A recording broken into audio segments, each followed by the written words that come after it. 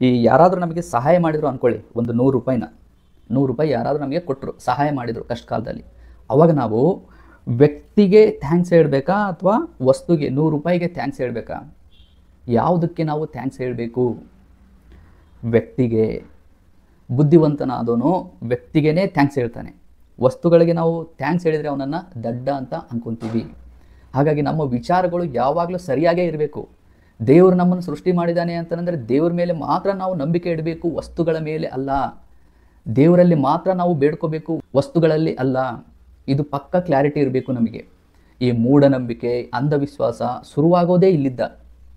ದೇವರ ಬಗ್ಗೆ ನಮಗೆ ಕ್ಲಾರಿಟಿ ಇಲ್ಲ ಅಂತಂದರೆ ನಾವು ವಸ್ತುಗಳ ಹಿಂದೆ ಬೀಳ್ತೀವಿ. ಆಗ ಅಂಧವಿಶ್ವಾಸ ನಮ್ಮನ್ನು ಆವರಿಸಿಕೊಳ್ಳುತ್ತೆ, ಮೂಢನಂಬಿಕೆಯಲ್ಲಿ ಬೀಳ್ತೀವಿ. ಆಗ ಜೀವನದಲ್ಲಿ ಭಯ ನಮ್ಮಲ್ಲಿ ಸೃಷ್ಟಿಯಾಗುತ್ತೆ. ನಾವು ವಸ್ತುಗಳ ಮೇಲೆ ಭರವಸೆ ಇಟ್ವಿ ಅಂತಂದರೆ ನಮ್ಮನ್ನೇ ನಾವೇ ಕಳ್ಕೊಂಡು ಬಿಡ್ತೀವಿ. ನಮ್ಮಲ್ಲಿ ಎಂತೆಂಥ ಅದ್ಭುತವಾದ ಶಕ್ತಿಗಳಿದ್ದಾವೆ, ದೇವರು ಅದನ್ನು ಕೊಟ್ಟಿದ್ದಾನೆ. ಮೆದುಳಿದೆ, ಬುದ್ಧಿ ಇದೆ, ಮನಸ್ಸಿದೆ, ಮತ್ತು ವಿಚಾರ ಮಾಡೋ ಶಕ್ತಿ ಇದೆ. ಇವನ್ನೆಲ್ಲ ಕಳ್ಕೊಂಡು ಬಿಡ್ತೀವಿ. ಇವಾಗ ನೋಡಿ, ಫಾರ್ ಎಕ್ಸಾಂಪಲ್, ನಾವು ತುಂಬ ಭಯ ಬೀಳ್ತಾ ಇದ್ವಿ ಅಂದ್ಕೊಳ್ಳಿ.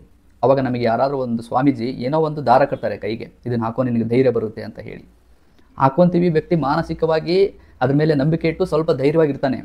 ಅದು ಕಳೆದು ಹೋಯಿತು ಅಂತಂದರೆ ಮತ್ತೆ ಭಯ, ಗಾಬರಿ ಅವನಲ್ಲಿ ಶುರುವಾಗುತ್ತೆ. ಹಾಗಾಗಿ ವಸ್ತುಗಳು ಶಾಶ್ವತ ಅಲ್ಲ, ಭಗವಂತ ಶಾಶ್ವತ. ದೇವರು ನಮ್ಮಲ್ಲಿ ಏನು ಶಕ್ತಿಗಳನ್ನು ಇಟ್ಟಿದ್ದಾನಲ್ವ, ನಾವು ಬುದ್ಧಿನ ಚೆನ್ನಾಗಿ ಉಪಯೋಗಿಸ್ಬೇಕು, ಮತ್ತು ಮನಸ್ಸನ್ನು ಚೆನ್ನಾಗಿ ಉಪಯೋಗಿಸ್ಬೇಕು, ಒಳ್ಳೆಯದಕ್ಕೆ ಉಪಯೋಗಿಸ್ಬೇಕು, ಮತ್ತು ವಿಚಾರ ಮಾಡೋ ಶಕ್ತಿ ಇದೆ. ನಾವು ಚೆನ್ನಾಗಿ ಆಲೋಚನೆ ಮಾಡಬೇಕು. ಆವಾಗಿದ್ದಾಗ ಮಾತ್ರ ನಾವು ಜೀವನದಲ್ಲಿ ಮುಂದೆ ಬರೋಕ್ಕೆ ಸಾಧ್ಯ. ನಾವು ಇವನ್ನೆಲ್ಲ ಬಿಟ್ಟು ಯಾವುದೋ ಒಂದು ವಸ್ತುವನ್ನು ನಂಬ್ತೀವಿ ಅಂತಂದರೆ ನಮ್ಮನ್ನು ನಾವೇ ಹಾಳು ಮಾಡ್ಕೊಂಡಂಗೆ, ನಮ್ಮಲ್ಲಿರುವ ಶಕ್ತಿಗಳನ್ನೆಲ್ಲ ನಾವೇ ನಾಶನ ಮಾಡ್ಕೊಂಡಂಗೆ. ಮಾಲೆಗಳನ್ನು ಹಾಕ್ಕೊಂಡ್ರೆ ಅಥವಾ ಯಾವುದೋ ಒಂದು ವಸ್ತುಗಳು ನಮ್ಮ ಹತ್ರ ಇದ್ದರೆ ಸಂಪತ್ತು ಬರುತ್ತೆ, ಒಂದು ಪಾಸಿಟಿವ್ ಒಳ್ಳೆ ಯೋಚನೆಗಳು ಬರ್ತವೆ, ನಿಮಗೆ ಒಳ್ಳೆ ಒಂದು ಕೆಲಸ ಸಿಗುತ್ತೆ, ಉದ್ಧಾರ ಆಗ್ತೀರಾ ಅಂತ ಹೇಳ್ತಾರಲ್ಲ. ನೋಡಿ, ವ್ಯಕ್ತಿಗೆ ಸಂಪತ್ತು ಹೇಗೆ ಬರುತ್ತೆ? ಸುಮ್ಮನೆ ಒಂದು ಜನರಲ್ ನಾಲೆಡ್ಜ್ ಅಷ್ಟೇ. ಇದು ಒಂದು ಕಾಮನ್ ಸೆನ್ಸ್. ಇವಾಗ ಒಬ್ಬ ವ್ಯಕ್ತಿ ಉದ್ಧಾರ ಆಗಬೇಕು ಅಂತಂದರೆ ಅವನಿಗೆ ಏನು ಮಾಡಬೇಕು? ಅವನಿಗೆ ಸಂಪತ್ತು ಬರಬೇಕು ಅಂದರೆ ಏನು ಮಾಡಬೇಕು? ಶ್ರಮ ಪಡಬೇಕು. ಇದು ಕಾಮನ್ ಸೆನ್ಸ್. ಶ್ರಮ ಪಟ್ಟರೆ ಮಾತ್ರ ವ್ಯಕ್ತಿ ಉದ್ಧಾರ ಆಗೋಕ್ಕೆ ಸಾಧ್ಯ. ಅವನೊಂದು ಹತ್ರ ಹೋಗಿ ಕೆಲಸ ಮಾಡಬೇಕು, ಕೆಲಸ ಮಾಡಿದ ಮೇಲೆ ಅವನಿಗೆ ಪೇಮೆಂಟ್ ಕೊಡ್ತಾರೆ.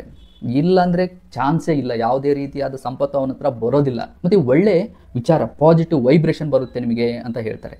ವಸ್ತುಗಳನ್ನು ಹಾಕ್ಕೊಂಡ್ರೆ ಪಾಸಿಟಿವ್ ವೈಬ್ರೇಷನ್ ಬರುತ್ತೆ ಅಂತೇಳಿ. ನೋಡಿ, ಪಾಸಿಟಿವ್ ವೈಬ್ರೇಷನ್, ಒಳ್ಳೆ ಯೋಚನೆಗಳು ಯಾವಾಗ ಬರ್ತವೆ ಅಂತಂದರೆ ನಮ್ಮಲ್ಲಿ ಒಳ್ಳೆ ವಿಚಾರಗಳು ಇದ್ದಾಗ. ನಮ್ಮಲ್ಲಿ ಒಳ್ಳೆ ವಿಚಾರಗಳು ಇರಬೇಕು, ಅವುಗಳು ನಮಗೆ ಗೊತ್ತಿರಬೇಕು. ಆವಾಗ ಮಾತ್ರ ಒಳ್ಳೆ ಕೆಲಸಗಳನ್ನು ನಾವು ಮಾಡ್ತೀವಿ, ಒಳ್ಳೆ ಯೋಚನೆಗಳು ಕೂಡ ನಮಗೆ ಬರ್ತವೆ.